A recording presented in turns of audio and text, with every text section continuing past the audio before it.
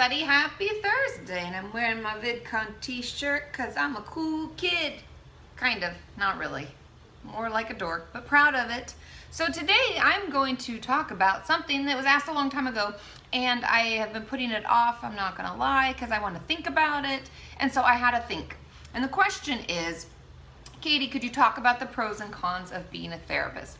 And the reason I wanted to talk about it, and the reason I was like, this is a good question and I should talk about it, is because I hear from a lot of you that you yourself want to become a therapist or a social worker or someone who is helpful and a professional in the mental health field. And I think it's important to kind of note what the pros and cons are. So without further ado, let's get started. Let's start with some of the cons so we can end on a good note.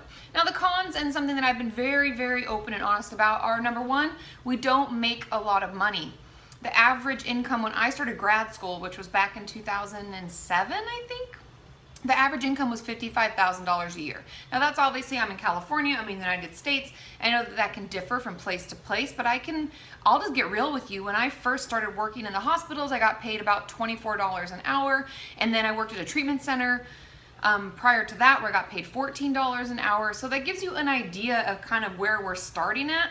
And then in private practice, you can charge more. I remember when I was not licensed and working under my supervisor, I charged $85 an hour.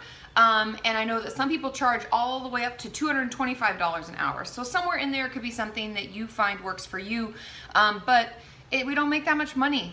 And the second thing I want to talk about is that we work odd hours. I mean, I'm not a morning person, but I know some therapists work really early in the morning so they can see their clients before they go to work. I personally decided to work in the afternoon, starting around, a noon-ish, and I go all the way sometimes until 8 o'clock at night. Some therapists I know work even later than that. I have a woman who works in the same suite as me, and she goes until 10 p.m. So you can have to work in a different kind of schedule than a lot of your friends and family may. And the third con, and I don't even know if this is really a con as much as kind of like a thing to think about, is that we really have to take care of ourselves. It's really important that I'm in therapy myself. It's really important that I hold myself accountable for my own mental health. And I think that a lot of therapists sometimes forget to do this, and I believe that at that point, then we aren't as effective. And so if you want to become a therapist, I hear from a lot of you, can you be a therapist even if you struggle with mental health issues? And the answer is yes, but you have to have them under control. I'm a firm believer, and if I can't help myself, I can't help anybody else. And I never go into a session thinking that I'm gonna glean something from my client to help myself. I honestly feel like that's really wrong, and it should be all about my client and how I can better serve them, not making it about me in any shape or form. Now on to the pros. That was enough of the cons. The first pro, and the reason that I keep doing what I do, is because it's so rewarding to get to see your clients grow, change, and become the people that you always knew they were. That something was just maybe holding them back, but they were able to process through it. That whole experience is just what makes it so amazing and wonderful. Now the second, and this is something that I'm just gonna make it personal for me, because this is what I think makes why I've become a therapist, is because my work is actually fulfilling.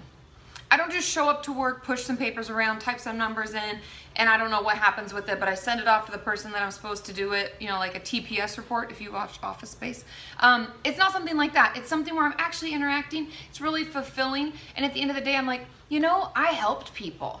The third thing is that it's always changing. Every day is different. Even if you're seeing the same people, they have a whole different week that they've gone through and different things that they want to work on, and it's never just the same. I'm not just typing up some reports and then sending them off and it's the same shit day after day after day. It's always different, and I love that. It keeps me interested. Time flies. I never realized how long I worked at any of the treatment centers or hospitals or even in my private practice, how long I've been doing it, because time just flies and it's not so boring. And the fourth and final pro I'm going to talk about is that it's a challenge. I love being challenged. That's why I also love YouTube. Not only do I get to see each of you grow and change and become better people, but I'm also challenged to learn more, to do more. And as a therapist, not only are we legally required to do continuing education units where we learn more, but my clients challenge me. If I'm going to refer them to something, or if we're going to try new techniques, I make sure I know it inside and out. I make sure I read through as much as I can, and I really enjoy that challenge, and that I can always be bettering myself and bettering who I am as a therapist. I hope you found that helpful. I know that it's something a lot of you have been asking, and I know that a lot of you want to be a therapist, and so consider some of the things I've said and see, you know, what you think. What are your thoughts? Are those things that you're willing to live with? Do the pros outweigh the cons? Because honestly, for any of us to be happy in our jobs, I feel like the pros always have to outweigh the cons. We need to make money to make our lives work and to make the world go round. But at the end of the day, I hope that each and every one of you can find a job that you really feel good about. That could be anything. Jobs are different for everyone. But I want you to end every day feeling good about yourself and feeling glad that you have the job you have. So take that into consideration when you're deciding what your career path is, because I can't imagine it being any different for myself, and I hope that and wish that for each and every one of you. Okay, I love you all, and I will see you on Monday. Bye.